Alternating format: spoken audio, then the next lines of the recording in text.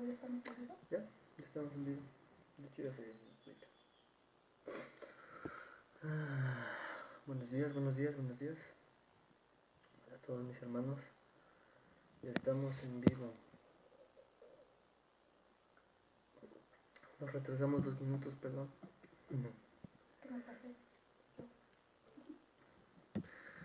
Buenos días. Hola Luz. Creo que es Luz la que se conectó. Buenos días a todos los que están conectados ya por ahí. Ya listos. ¿Cómo les amaneció su día? Ya preparados con el cafecito.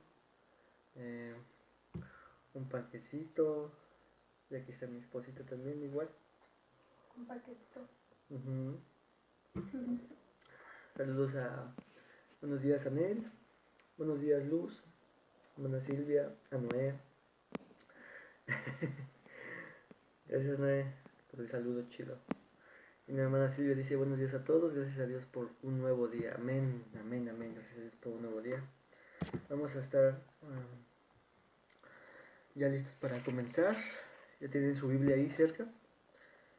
Para que vayamos a nuestro texto base en Hebreos 4:13. Y en un momento empezamos. ¿Sale? Creo que Yeye ya se conectó. Dice aquí Luz. Bien, gracias a Dios. ¿Ustedes cómo están? ¿Eh? También está la hermana Constantina. Pues nosotros estamos bien. Estamos aquí con el cafecito, con el panecito. Ya listos para este mini devocional. Yeye, buenos días. La hermana Constantina igual, buenos días. Y bueno, vamos a empezar para que ya nos haga matar más tarde. La hermana Bego, también buenos días. Dios le bendiga, hermana. Vamos a orar.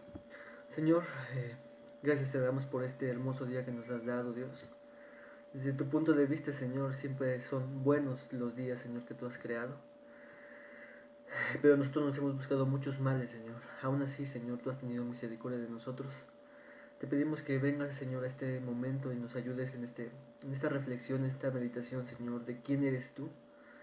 Ayúdanos, Dios, porque ciertamente, Dios, al meditar y profundizar más de quién eres tú, Señor, nos encontramos limitados, Señor, por nuestros pecados, por nuestra manera entenebrecida a veces de ver las cosas, Señor, por nuestro corazón rebelde, Dios.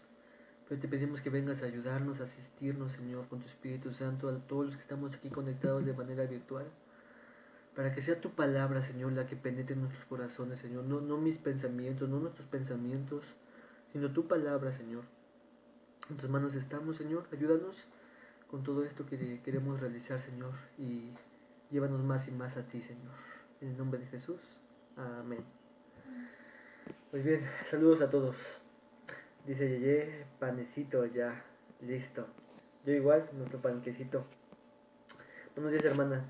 Bien, hoy vamos a ver el segundo capítulo de nuestra serie de Dios es, basado en los atributos de Dios de A.W. Pink. Y como argumento principal decíamos que nuestro Dios es comparado con un refugio. Nosotros debemos estar sustentados en ese refugio. El refugio de Dios es Dios mismo con todos sus atributos, por lo tanto, nuestro refugio o en donde debemos arraigarnos y abrazar es cada atributo de Dios. No debemos solamente abrazar el atributo del amor, de la misericordia, sino también abrazamos su santidad, abrazamos su justicia, nos sustentamos en ellas, en su ira incluso. Entonces, nosotros nos refugiamos en todo lo que Dios es. Y espero que en este día, el atributo que vayamos a ver hoy, que es Dios es omnisciente, nos ayude a nos ayude a nuevamente abrazar este atributo y que sea de ayuda para nosotros, ¿sale? Vamos a leer nuestro texto base. Está en Hebreos 4:13. Hebreos 4:13. Lo tienen ahí en su archivo y si no, pues lo buscamos en la Biblia. Hebreos 4:13. Hebreos 4:13. Y nos dice así. Y no hay cosa creada que no sea manifiesta en su presencia. Antes bien, todas las cosas están desnudas y abiertas a los ojos de a quien tenemos que dar cuenta. Ese es nuestro texto inicial. No hay cosa creada que no sea manifiesta en su presencia. Antes bien, todas las cosas están desnudas y abiertas a los ojos de aquel a quien tenemos que dar cuenta. Palabras importantes para subrayar. Una es no hay cosa, también su presencia, y también todas las cosas están desnudas y abiertas a los ojos, a sus ojos. Hoy es el tema de Dios es omnisciente. Yo creo que para muchos de los que estamos aquí conectados sabemos y estamos relacionados con esta palabra. Vamos a tratar de definirla y a ver lo que el libro nos dice, y otros autores también dicen respecto a la omnisciencia. Cualquier duda que ustedes vayan teniendo en toda la clase la van escribiendo, o algún comentario que sea también para ayudarnos a profundizar más, ¿sale? La omnisciencia. Esta palabra está compuesta por dos palabras latinas. Omni, que significa todo, y ciencia, que significa conocimiento.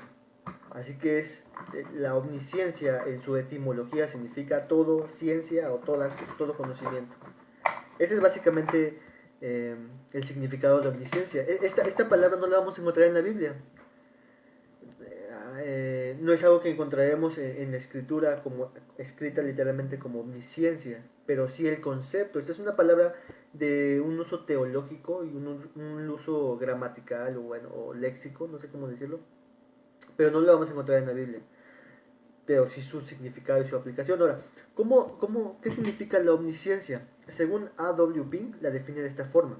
En su primer párrafo, en sus primeras partes, dice: lo conoce todo, todo lo posible, todo lo real. Eso es importante, porque la omnisciencia no es que Dios conozca todas las cosas, sino todo lo posible, es decir, todo lo que posiblemente pueda suceder. Hay una parte donde Jesús dice: si las obras que yo estoy haciendo en medio de ustedes las hubiéramos hecho en Sodoma y Gomorra, ellos se hubieran arrepentido. Esas son las posibilidades. Esas posibilidades Dios las conoce. Todo lo posible, es decir, todo lo que pudiera suceder, y todo lo real, es decir, todo lo que ya ha sucedido. A.W. Pink dice: todos los acontecimientos y todas las criaturas del pasado, presente y futuro. Conoce perfectamente todo detalle en la vida de todos los seres que están en el cielo, en la tierra y en el infierno.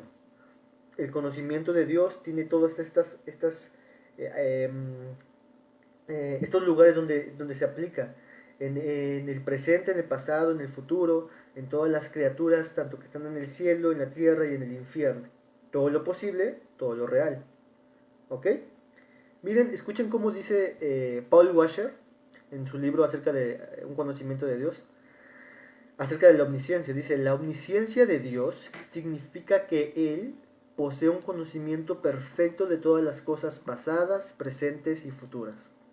Inmediatamente, simultáneamente, exhaustivamente y sin ningún esfuerzo. Eso es lo que define Paul Washer como la omnisciencia de Dios. Claude Duval dice: el conocimiento de Dios es llamado comúnmente su omnisciencia, lo cual significa que su conocimiento es universal, que alcanza todas las cosas, todas las personas y todos los eventos.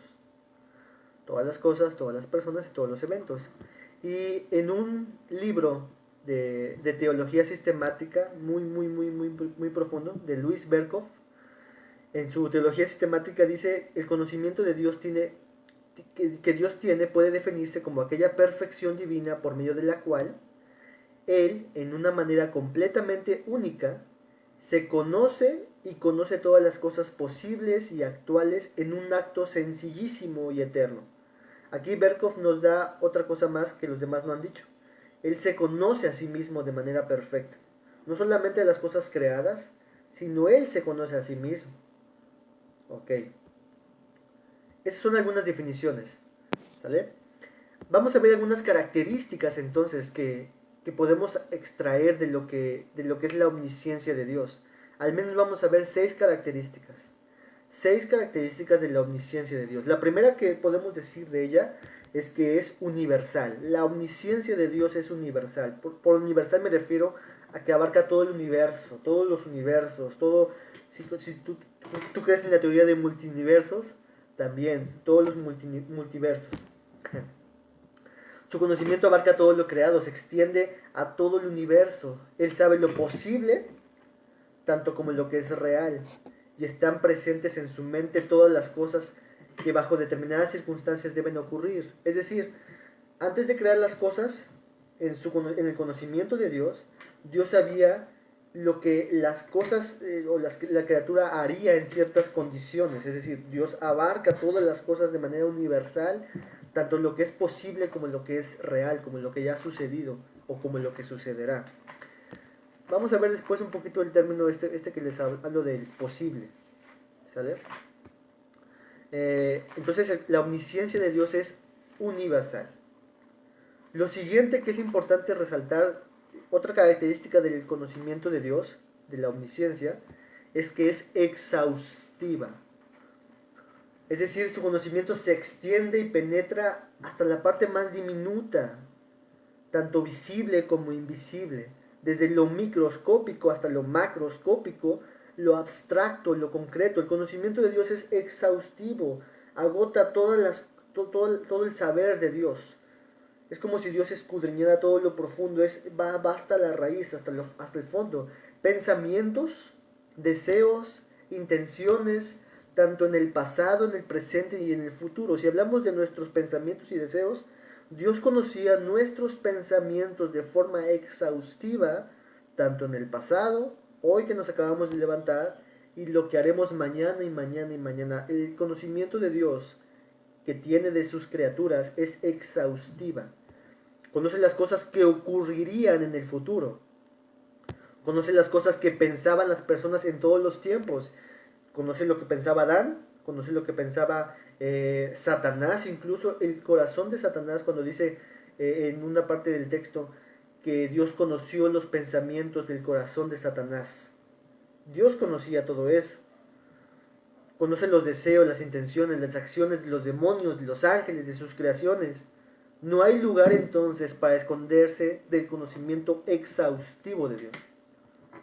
Entonces no solamente es universal, que abarca todo, sino también es exhaustivo, que penetra todo.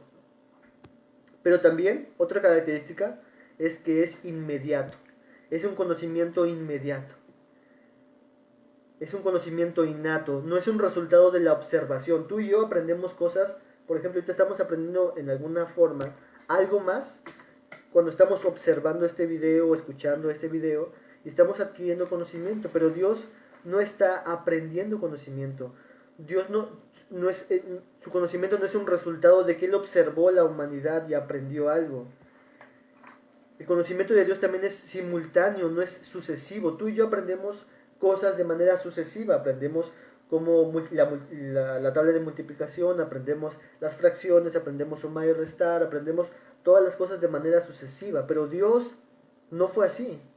Antes de la creación del mundo, Dios ya tenía todo el conocimiento exhaustivo de lo que iba a ser, de lo que es y de lo que será, en un momento, en un instante. Es como una fotografía que Dios toma en su mente y tiene todas las cosas en su mente, el conocimiento de Dios. Mira cómo lo dice R.C. Sproul. El intelecto de Dios es distinto al nuestro en que Él no tiene que acceder a la información. Dios no accede a la información. Como una computadora, cuando nosotros abrimos una computadora, accedemos a la computadora o al internet, accedemos a parte de la información que hay en la internet. Pero Dios no hace eso. El conocimiento de Dios siempre es directo, siempre es inmediato. Dios no accede a la información, sino que todo el conocimiento de Dios, todas las cosas de sus criaturas están en su mente ya. ¿Te puedes imaginar eso? Es como una fotografía. Antes de la creación del mundo, Dios tenía una fotografía de todos los acontecimientos que sucederían. Dios sabía cada cosa, cada pensamiento de manera exhaustiva, universal, y es inmediato todo esto. Eso es increíble de parte de nuestro Dios. Pero no solamente es universal, no solamente es exhaustivo, no solamente es inmediato, sino que también es eterno. Este conocimiento de Dios es eterno, solamente le pertenece a Él. Y es eterno porque es un conocimiento que no cambia, que no se añade. Dios no está aprendiendo algo, su conocimiento no está modificándose, su conocimiento no está añadiéndose, su conocimiento no se está restando. Es eterno, siempre ha sido el mismo desde el principio. Siempre. Dios ya sabía lo que iba a pasar en el futuro con la rebelión de Adán y Eva, con Satanás, en Apocalipsis. Dios sabe todas esas cosas. De hecho, si unimos la omnisciencia de Dios con su decreto, ponte a pensar en esto. Dios, antes de la creación del mundo, Es como si hubiera hecho un plan, ya lo vimos la clase pasada, y escribió todas las cosas que iban a acontecer. Por lo tanto, ese decreto Dios lo conocía, es su omnisciencia, es puesta en acción. Él conoce lo que escribió que sucedería. Es eterno entonces su conocimiento. Su conocimiento es el mismo ayer, hoy y por los siglos. Y si unimos con todas las características que estamos viendo, es exhaustivo este conocimiento. Nosotros como seres finitos tenemos la incapacidad de poder conocer todas las cosas de manera eterna, obviamente. Tenemos limitaciones finitas. Nuestro conocimiento es finito, nuestro conocimiento tiene un fin. Pero el conocimiento de Dios no tiene ni un principio ni tiene un final. Es ilimitado, es infinito, es eterno.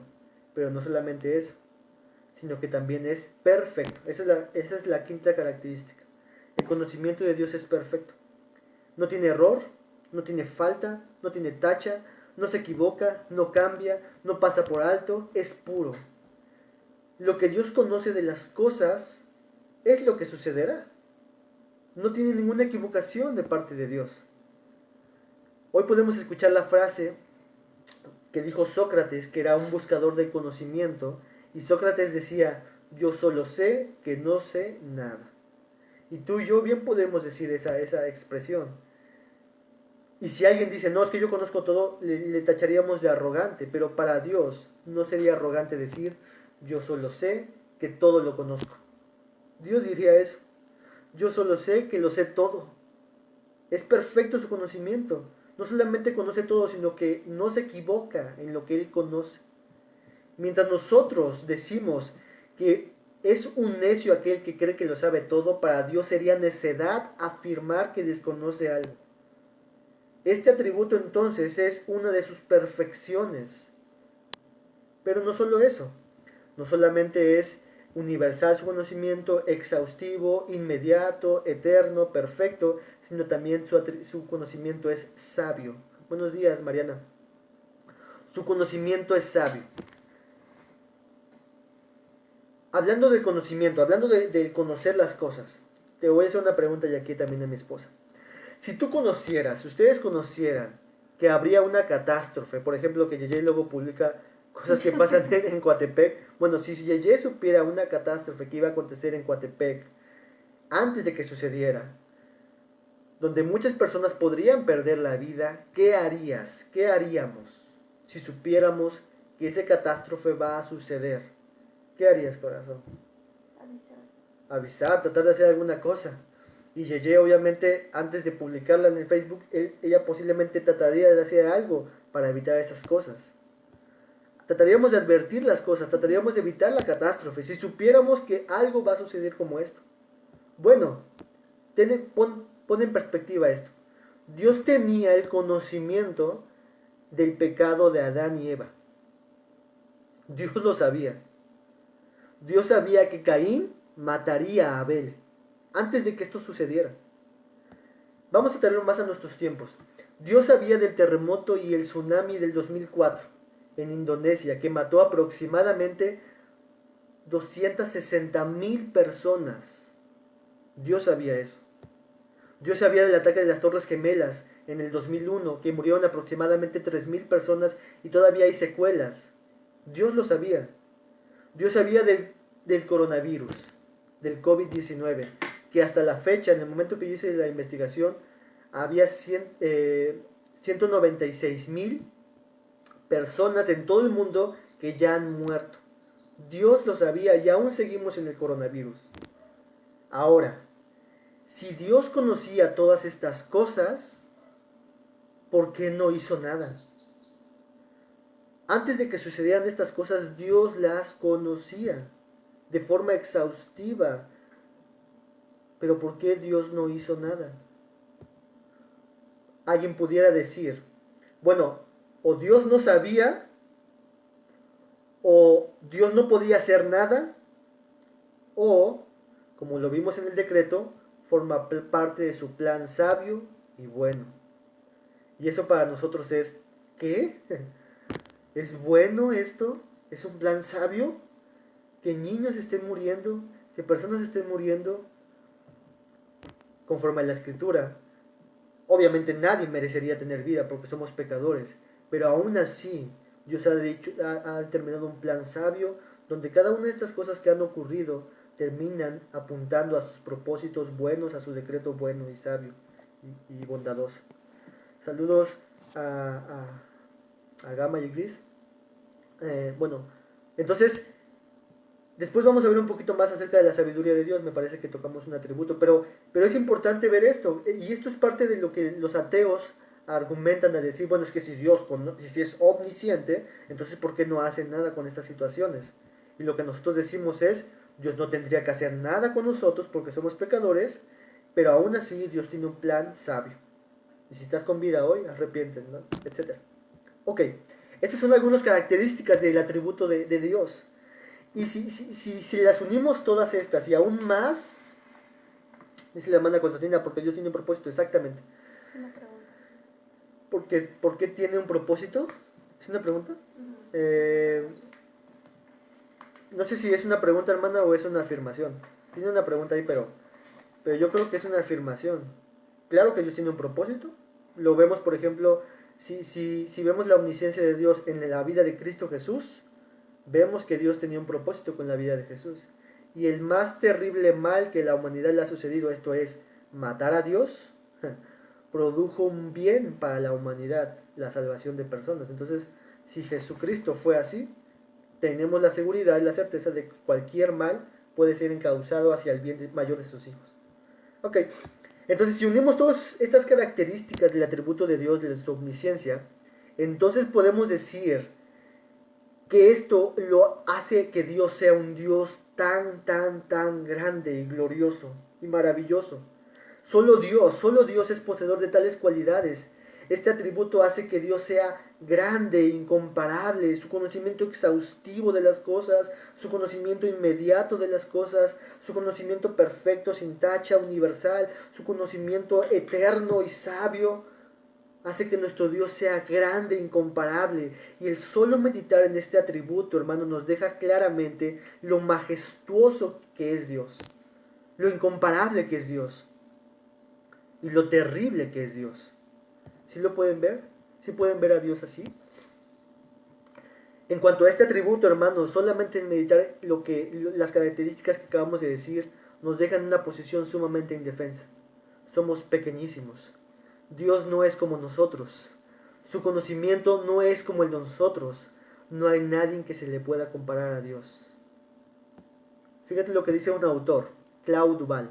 Dice, en este punto, el contraste entre Dios y el hombre es muy marcado. El conocimiento del hombre es muy pequeño, su comprensión ha sido entenebrecida por el pecado, comienza en su carrera, el hombre, en su carrera terrenal, casi en completa ignorancia, y después de toda una vida de estudio termina no conociendo nada como debería conocerlo. Hermanos, nacemos como ignorantes y morimos como ignorantes todavía de muchas cosas, pero Dios no. Nuestro Dios es incomparable. Este atributo de Dios, esta omnisciencia de Dios, si recordamos el texto que estábamos viendo en un principio de Hebreos 4:13, nos dice, y no hay cosa creada que no sea manifiesta en su presencia. Antes bien, todas las cosas están desnudas y abiertas a los ojos de aquel a quien tenemos que dar cuentas.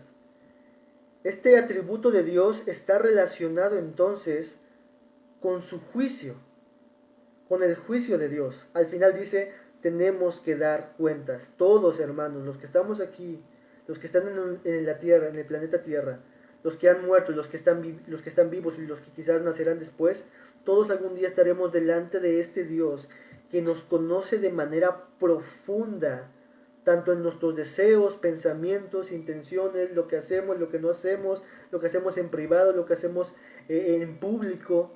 Todo Dios lo conoce y algún día todo esto saldrá a luz, no para Dios, sino para nosotros, para que nosotros veamos todo lo que hicimos. Dios lo conoce, pero Dios lo va a traer a luz y estaremos delante de Él. Y todo será manifestado delante de Él. Estaremos delante de sus ojos.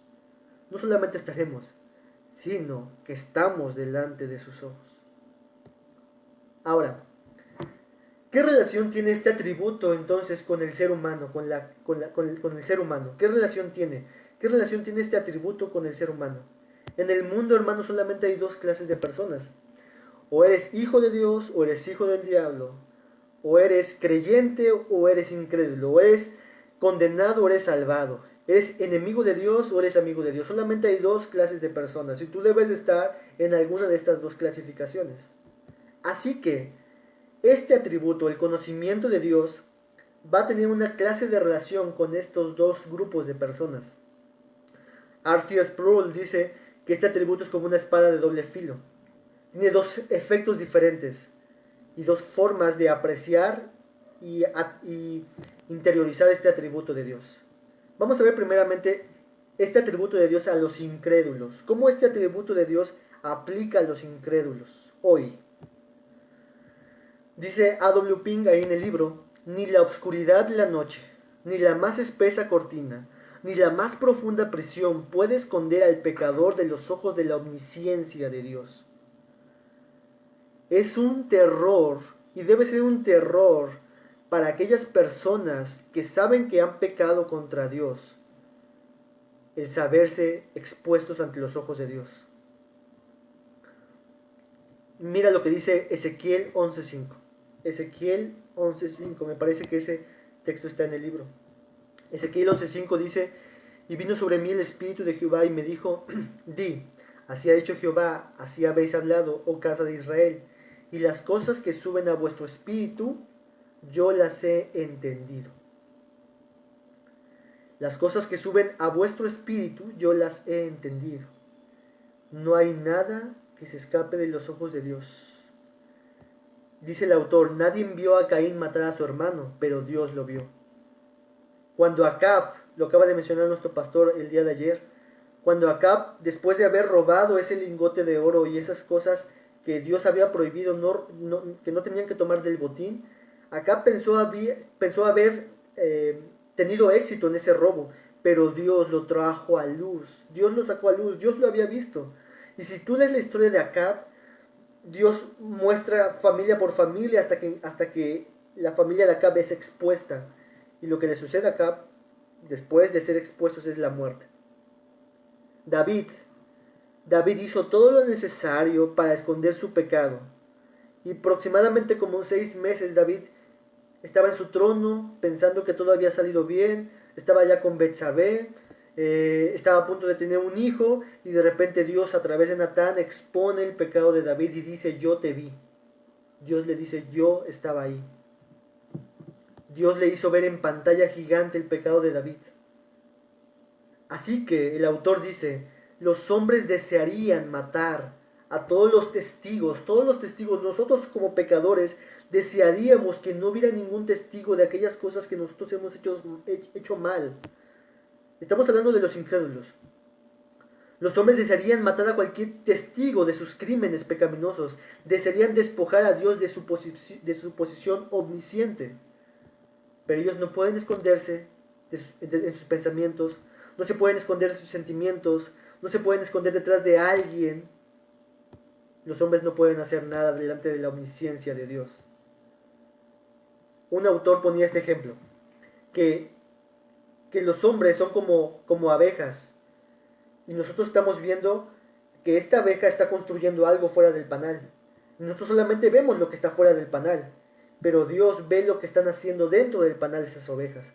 Si nuestros pensamientos son comparados como ovejas en un panal, solamente nosotros podemos percibir lo que las abejas hacen fuera de esa colmena, pero Dios conoce lo profundo, lo que están haciendo dentro de esa colmena. Los pensamientos de Dios es como si fuera un cristal transparente delante de Dios. En el tiempo pasado, la omnisciencia de Dios es lo que llevó a Dios a juzgar a la humanidad. En el tiempo de Noé, en el tiempo antediluviano, dice Dios que vio Jehová la maldad de los hombres, que era mucha en la tierra, y todo designio de los pensamientos del corazón de ellos era de continuo solamente mal. No dice que las acciones de ellos eran malas, sino que dice que los pensamientos de ellos eran malos. Y el texto es más enfático porque dice que era de continuo, es decir, no solamente sus pensamientos eran pecaminosos en el pasado, en el presente, sino en el futuro. Ellos estaban pensando en el futuro hacer cosas malas. Todo era pecaminoso y Dios conocía todo esto. ¿Y qué es lo que hizo Dios en los tiempos de Noé? Juzgó a la humanidad y mató a la humanidad, y solamente algunos fueron salvos por gracia de Dios. El Salmo 98, que el autor nos dice, es un texto terrible. Salmo 98 dice: pusiste nuestras maldades delante de ti. Las maldades de los hombres, de pensamientos, sentimientos, intenciones, están delante del trono santo de Dios, delante de los ojos escudriñadores y exhaustivos de Dios. Y eso es terrible. Es como si estuviéramos delante de Él, y cada pecado que nosotros hacemos, tanto de intención, omisión, en pensamientos, en decisiones, estuviéramos delante del trono de Dios y estuviéramos escupiendo su rostro. Nuestras maldades están delante del trono de Dios. Y si pensamos todo el bien que Dios ha hecho a la humanidad, Dios, como dice la Biblia, ha hecho que salga el sol sobre buenos y malos. Dios les ha dado trabajo a personas pecaminosas. Dios les ha guardado de la muerte. Dios ha sido tan bondadoso con ellos. Y ellos están continuamente delante del trono de Dios, escupiéndole en el rostro de Dios, por así decirlo. Así que la omnisciencia de Dios será el testigo definitivo contra los enemigos de Dios en el juicio final. Los ojos de Dios revelarán todas las cosas que estas personas hicieron contra Dios.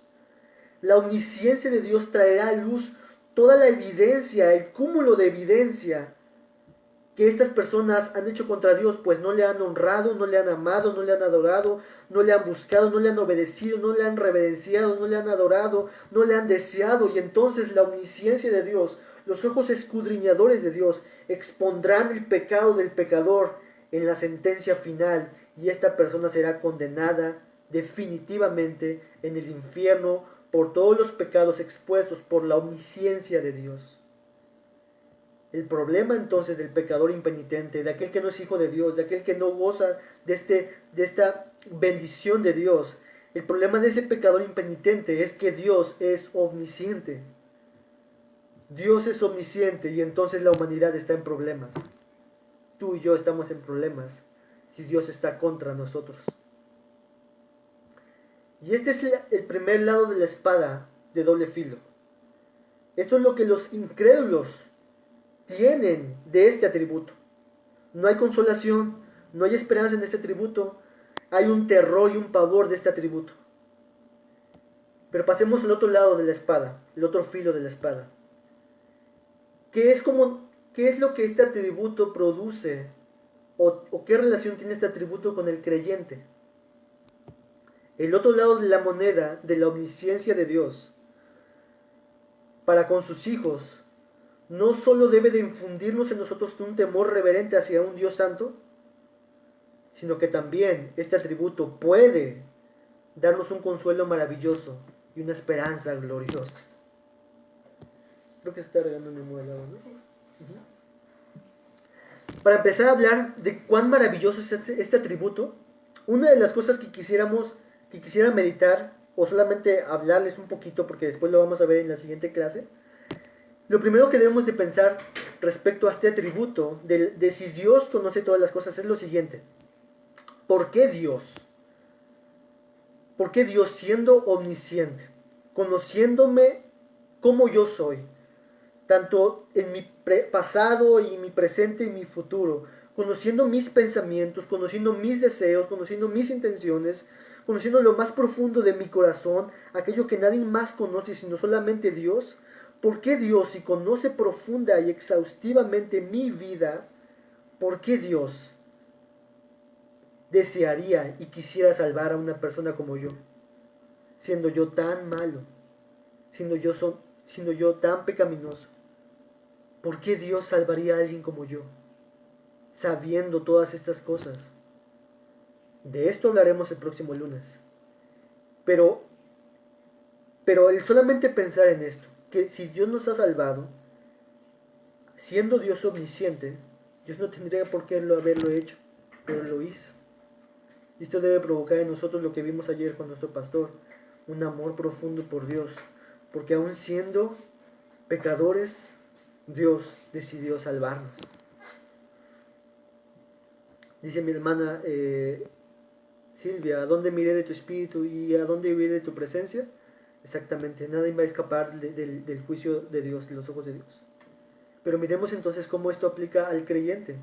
Lo primero debemos decir es que si Dios es omnisciente no debería habernos salvado, porque somos pecadores.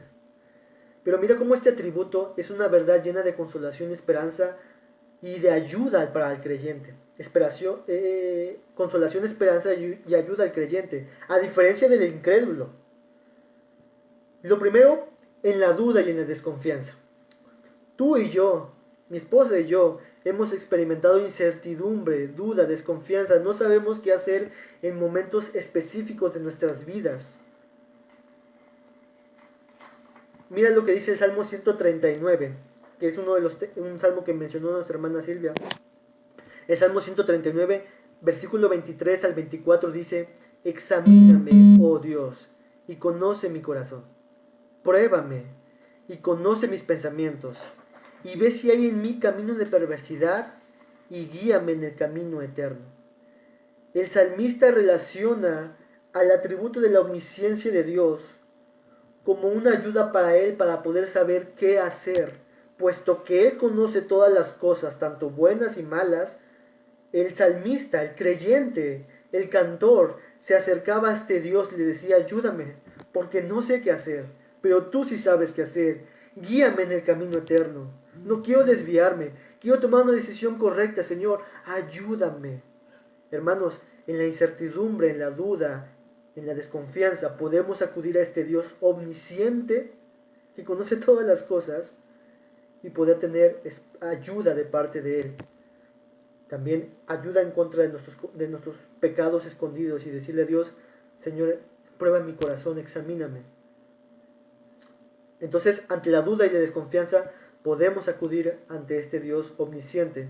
Pero también en el fracaso, ante las pruebas contra el pecado, ante las pruebas contra las cosas que hemos nosotros caído y fracasado. ¿Te acuerdas cuando Pedro fracasó al mentir, al negar a Cristo 3 veces? ¿Qué le dijo Jesús antes de negar? Pedro, después, antes de que cante el gallo, tú me negarás 3 veces. Esa es la omnisciencia de Dios, que Dios le permitió a Jesucristo tener en ese momento. Y Pedro, ¿qué fue lo que dijo? No, yo nunca te negaré, Jesús. Yo nunca lo haré. Los demás podrían hacerlo, pero yo no lo haré. Sabemos qué es lo que pasó con Pedro, y Pedro negó a Jesús 3 veces. Y después en Juan capítulo 21, cuando Jesús resucita, va con Pedro y le hace esas preguntas conforme al texto que está de A.W. Pink, y le dice: ¿Pedro, me amas? Y Pedro le contesta: sí, yo te amo. ¿Pedro, me amas? Sí, yo te amo. Pedro, ¿me amas? Y Pedro le dice: Señor, tú sabes todo. Tú sabes que te amo. Es como si Pedro le dijera: Señor, yo no te puedo esconder nada. Tú sabes que pequé, tú sabes que te negué, tú sabes que fracasé, tú sabes lo débil que fui en ese momento, tú sabes que soy malo, pero sabes, Señor, que en lo más profundo de mi corazón yo te amo. Tú eres todo para mí, Jesús. El Señor conoce nuestras muchas debilidades, es omnisciente. Sabe cuando nosotros hemos fracasado y fallado y caído en la tentación. Sabe nuestra flaqueza, pero Él ha decidido formarnos a Cristo en nosotros. Él ha dicho como con Pedro: yo he rogado a Dios, yo sé que tú eres débil, yo sé que tú has fracasado, yo sé que tú fracasarás en muchas áreas, pero yo he rogado a Dios. Mi omnisciencia sabe todo esto, y yo he rogado a Dios para que no falte tu fe, y yo te guardaré. La omnisciencia de Dios nos ayuda en nuestros fracasos, en nuestras caídas espirituales, y podemos ir a Dios. Pero no solamente eso, sino también en las preocupaciones. Todos los que estamos aquí nos hemos preocupado en muchas cosas. Este coronavirus posiblemente en ustedes ha traído una clase de angustia, una clase de preocupación. Y en el Sermón del Monte Jesús le dijo en Mateo 6, 31 al 34, dijo: no os afanéis pues diciendo qué comeremos, o qué beberemos, o qué vestiremos, porque los gentiles buscan todas estas cosas, Y mira cómo relaciona lo siguiente a la omnisciencia de Dios. Pero vuestro Padre Celestial sabe que tenéis necesidad de todas estas cosas. ¿Estás preocupado? ¿Estamos preocupados? ¿Estás preocupado, corazón? Sí, podemos estar preocupados. Pero recordemos que nuestro Padre Celestial sabe nuestras necesidades. El foco de atención de lo que Jesús estaba diciendo a sus discípulos, a sus seguidores en el Sermón del Monte, era que a pesar de que pasemos por momentos difíciles y de preocupación, podemos siempre recordar que nuestro Padre Celestial sabe lo que necesitamos. Él sabe. Pero también en la oración. La omnisciencia de Dios nos ayuda en la oración. Nuestras peticiones, por más débiles que sean, son escuchadas por Dios. Son conocidas por Dios, nuestras peticiones, nuestras oraciones. Sea un simple suspiro de súplica, o sean lágrimas en los ojos corriendo de angustia, de tristeza, o sea el silencio de nuestra boca, cuando solamente sollozamos y no sabemos qué decir. Dios escucha nuestras oraciones, sabe lo que profundo en nuestro corazón, sabe la intención de nuestro corazón, y Dios escucha y atiende aún el silencio de sus hijos en esos momentos difíciles. Nada de esto está escapando de su conocimiento, el conocimiento de Dios. Está atento a sus hijos. ¿Te acuerdas de Jonás? Una persona que había desobedecido francamente a Dios después de ser devorado por ese pez grande. En la profundidad de ese pez grande, este hijo de Dios clamó a Dios y le dijo y oró a Dios. Jonás 2:1. Entonces oró Jonás a Jehová, su Dios, desde el vientre del pez, y Dios le escuchó. No importa el momento en el que estemos pasando, Dios, podemos tener la certeza de que el conocimiento de Dios, la omnisciencia, está escuchando nuestras súplicas, nuestras oraciones. Pero también en nuestra debilidad la omnisciencia de Dios está relacionada. Romanos 8:26 al 27 dice lo siguiente: y de igual manera el Espíritu de Dios nos ayuda en nuestra debilidad. Esto implica entonces que nosotros somos débiles y que necesitamos la ayuda del Espíritu Santo. Es lo que dice Romanos de manera implícita. El Espíritu nos ayuda en nuestra debilidad. Somos débiles, tú y yo somos débiles, no somos fuertes. Pues, ¿qué hemos de pedir como conviene? Aquí viene la parte de la oración. La respuesta de Pablo es: no lo sabemos. Tú y yo no lo sabemos. Pero el Espíritu mismo intercede por nosotros con gemidos indecibles. Aquí Pablo relaciona el atributo de la omnisciencia de Dios con el conocimiento que el Espíritu Santo tiene de nosotros en nuestras debilidades, y que en nuestra oración Él ayuda a interceder por nosotros de manera adecuada en nuestras debilidades. Aun cuando somos débiles, cuando no sabemos qué orar, qué decir, el Espíritu Santo, quien todo lo conoce, intercede por nosotros, nos escudriña, dirige nuestras oraciones a Dios. Y en el contexto, ¿cuáles son aquellas debilidades en el contexto de Romanos 8 que Pablo ha mencionado? La debilidad contra la lucha del pecado, la debilidad contra vivir en el Espíritu, que no podemos vivir con el Espíritu, ya lo vimos en Romanos 7. Quiero hacer lo bueno, pero el bien que quiero hacer no lo puedo hacer, sino el mal está en mí, hay una lucha en mí. Pero también Pablo menciona acerca de las aflicciones del tiempo presente en Romanos 8. Todas estas debilidades que tenemos y que tendremos, es lo que Pablo dice: Dios nos ayuda en nuestras debilidades, porque ¿qué hemos de pedir como conviene? No lo sabemos, sino que el Espíritu Santo intercede por nosotros.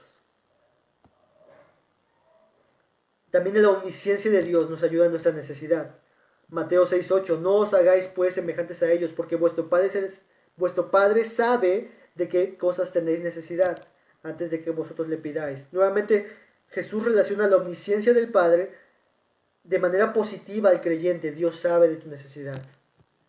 Y por último, de lo que quiero mencionar respecto a este beneficio del atributo de Dios en el creyente es en la santificación. El conocimiento infinito de Dios debería llenarnos de un santo temor. Nada de lo que hacemos, decimos e incluso pensamos escapa de la percepción de aquel a quien tenemos que dar cuenta. Proverbios 15:3 dice: los ojos de Jehová están en todo lugar, mirando a los malos y a los buenos. Y A.W. Pink dice: ¿Qué freno significaría entonces esto para nosotros si meditáramos más a menudo sobre ello? La omnisciencia de Dios, el saber que Dios sabe todas las cosas de mí, debería ayudarnos a nosotros a tener un freno en los momentos antes de pecar. Si tú antes de pecar consideras que Dios te está viendo, te podría ayudar este atributo a que tú vivas en santidad. Entonces, estamos delante de Dios. Hay un texto que es muy, que en lo particular cuando lo estudié y lo medité, dije, es maravilloso. Mira, Lucas 22, 61 y 62. Lucas 22, 61 y 62. Entonces, esta es la historia después de que Pedro negó a Jesús 3 veces. Y después de que cantó el gallo y que Pedro escuchó ese gallo y negó 3 veces, dice el 61. Entonces, vuelto el Señor, este es Jesús, miró a Pedro. Y Pedro se acordó de la palabra del Señor que le había dicho, antes de que el gallo cante me negarás 3 veces. Y Pedro saliendo fuera lloró amargamente. El foco de esto quiero que señales, vuelto el Señor miró a Pedro. Los demás evangelistas no dicen nada de este punto, solamente Lucas menciona esta historia, de que Jesús miró a Pedro. Los ojos de Jesús traspasaron el corazón de Pedro, y en consecuencia lo que Pedro pasó con él es que se acordó de que Dios lo vio, y entonces Pedro salió triste, llorando amargamente. El saber que Dios nos está mirando y viendo nos ayuda para correr del pecado. Nos ayuda para recordarnos que nuestro Señor, aquel que se entregó por nosotros, por nuestros pecados, nos está viendo. Oh hermanos, qué glorioso, y que Dios permita que sus ojos estén siempre sobre nosotros, atravesando nuestras vidas para hacernos ver nuestros pecados y que podamos correr a Él. Que sus ojos nos ayuden a mirar antes de caer en la tentación y el pecado.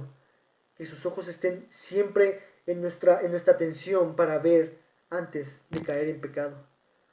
Y estar conscientes de sus ojos para poder luchar contra el pecado. Ahora, hermanos, todo lo que acabo de decir, pudiera alguien decir, incrédulo, decir, pero ¿cómo sabes que Dios conoce todas las cosas? Y la respuesta que A.W. Pink nos da es de que debido a que Dios hizo muchas profecías en el Antiguo Testamento, en el Nuevo Testamento fueron cumplidas cada una de estas profecías, incluidas todas las que estaban hablando de Jesucristo. Nosotros estamos seguros de que Dios conoce todo porque Cristo Jesús fue el cumplimiento de las profecías dichas de Él desde Génesis hasta Malaquías. Podemos estar seguros entonces de que Dios conoce todas las cosas porque Dios lo cumplió en su Hijo Jesucristo. Los cielos y la tierra pasarán, pero mi palabra, dice Jesús, la palabra de Dios no pasará, mi palabra omnisciente no pasará. Estamos seguros de que Dios es omnisciente. Ahora, ¿qué es lo que debe producir? ¿Qué es lo que debe de producir en nosotros este atributo de Dios? ¿Qué es lo que debe de provocar? ¿Qué es lo que debe de animarnos? ¿Qué es lo que debe de alentarnos? ¿Qué es lo que debe de sacar de nosotros este atributo? La omnisciencia de Dios debería llenarnos de asombro y admiración por Dios. Dios conoce todas las cosas de manera exhaustiva, inmediata, perfecta, en forma eterna, universal. Dios es gloriosamente grande. Y esto debería llenarnos de admiración y de asombro por Dios. La omnisciencia de Dios nos debe de llenar de esperanza, una esperanza gozosa de saber que Él nos conoce de manera profunda, no solamente en este momento, sino en el pasado, en este momento y en el futuro. Dios nos conoce y nos cuida. Él conoce nuestro futuro y Él está delante de mí, Él está delante de ti, Él está delante de nosotros. Está la ilustración de que Dios está delante de nosotros, Dios sabe nuestro pasado, Dios está con nosotros. Y los ojos de Dios, como dice nuestra hermana, todo lo ven. Dios está con nosotros. Es el atributo de Dios y la omnisciencia nos debe de llenar de esperanza y de gozo. Pero también la omnisciencia de Dios nos puede conducir hacia una paz profunda. Pues podemos decir con certeza, aunque yo no conozca qué vaya a suceder, qué esté sucediendo, qué sucederá, mi Dios sí lo sabe. y descanso en Él. Él es bueno, Él es sabio, Él es perfecto, Él es amoroso, Él es mi Dios, Él es mi Padre, Él es omnisciente y está conmigo y no en mi contra. Si es que tú eres hijo de Dios. La omnisciencia de Dios puede conducirnos a una paz profunda.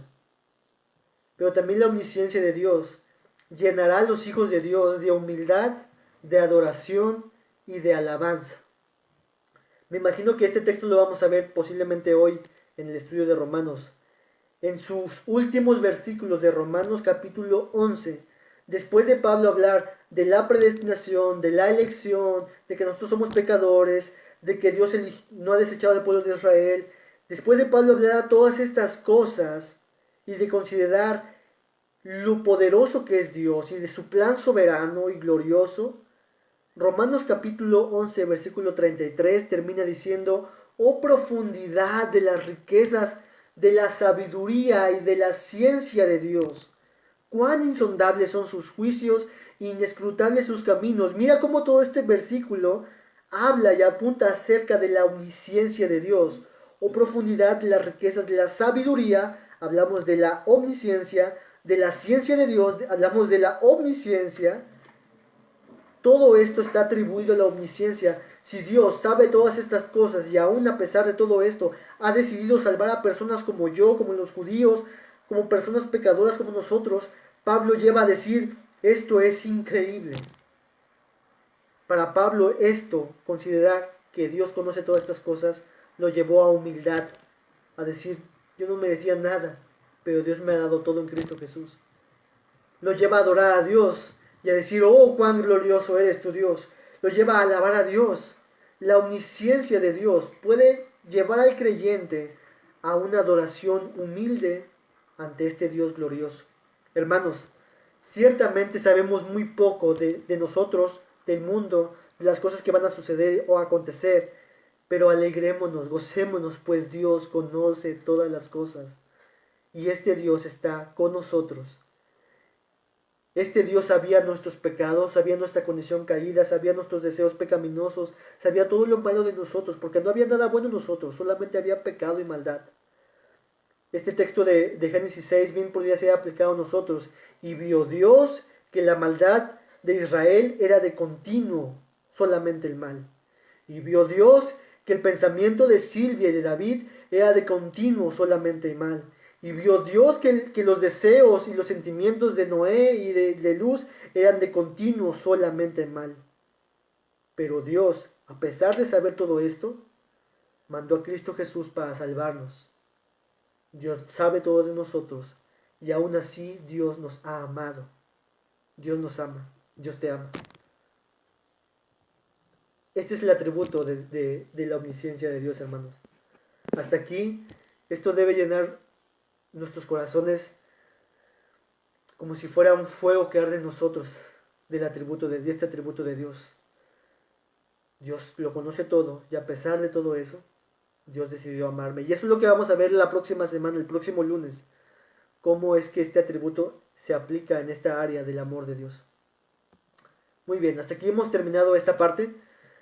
Vamos a ver algunas tareas. La tarea de esta semana, de toda esta semana es: lean el capítulo 2 del libro de A.W. Pink. Lean el capítulo 2, que estamos viendo de los atributos de Dios, de la omnisciencia de Dios. Léanlo. Si ya lo leyeron, qué bueno. Los que no, la tarea es leer este capítulo número 2. Y la segunda tarea, que es lo que vamos a hacer normalmente en cada uno de los atributos, es en sus lecturas bíblicas, como lo hicieron en estos días que publicaron sus tareas.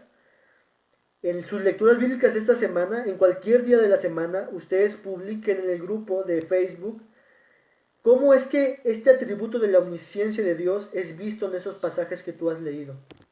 Y compártenos algún pasaje de la omnisciencia de Dios en el grupo de Facebook. ¿De qué tal? La tarea es, una es leer el capítulo 2 del libro de los atributos de Dios. Y la segunda tarea es de que en su lectura diaria que ustedes tienen, puedan mirar si algún pasaje de ustedes les llama la atención y que apunta al atributo de la omnisciencia de Dios. Después de mirar cómo este apunta y reflexionar en este atributo de Dios, compártanos su meditación para que sea de edificación a nosotros, a todos los que están en el grupo pequeño, ¿sale? Dice la hermana Bego, podemos descansar en Dios porque sabemos que es perfecto, que vela por nosotros y sus decisiones para con sus hijos será la mejor. Así es, hermana, por puesto que Dios es omnisciente y lo sabe todo. Dice Noé, amén y amén. Y gracias a todos los que compartieron su tarea, los que no hicieron la tarea, pues que Dios les castigue. Ah, es cierto. No, pues hagamos esto para edificación de los demás. Véanlo así, edificación para mí. Y quiero también animar a mis hermanos a adorar a este Dios omnisciente. Dice Luz, ¿cuál sería mi responsabilidad si Dios ya sabe lo que necesito? La omnisciencia de Dios nos debe ayudar a descansar en Él, en que Él sabe lo que necesito. Y obviamente nuestra responsabilidad es lo que dice la Biblia. Les voy a leer lo que dice Filipenses, que es un libro por excelencia respecto a este punto. Filipenses,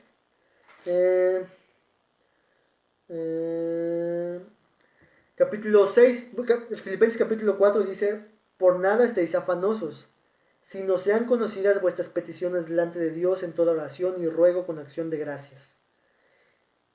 Lo que nos demanda el texto es lo que dice Luz. Nuestra responsabilidad es ir delante de Dios con todas nuestras peticiones en oración, ruego y acciones de gracias. Dios desea y quiere y anhela que sus hijos vayan a Él en oración en dependencia de Él, aún sabiendo que Dios sabe las cosas. Miren lo que dice después. Y la paz de Dios, que sobrepasa todo entendimiento, es una paz que está relacionada con un entendimiento, guardará vuestros corazones y vuestros pensamientos en Cristo Jesús. ¿Cómo viene la paz? Después de presentar nuestras peticiones delante de Dios. Y continúa el texto diciendo, por lo demás, hermanos, todo lo que es verdadero, todo lo honesto, todo lo justo, todo lo puro, todo lo amable, todo lo que es de buen nombre, si hay virtud alguna en algo, si hay algo digno de alabanza, en esto pensad. Nuestra responsabilidad es ir delante de Dios en oración y ruego y súplica, presentando nuestras peticiones a nuestro Padre, y el Dios de paz nos podrá dar descanso al saber de que Él tiene cuidado de nosotros, al saber de que Él sabe nuestras peticiones y necesidades. Estas son las dos partes, así como decía Luz. Nuestra responsabilidad es orar a Dios, depender de Dios, pedirle a Dios, suplicarle a Dios, pero debemos descansar también en que Dios sabe todas estas cosas y de que Dios hará todas las cosas conforme a su propósito y su decreto eterno, bueno y bondadoso. Aquí mi esposa apuntó la tarea. Ok.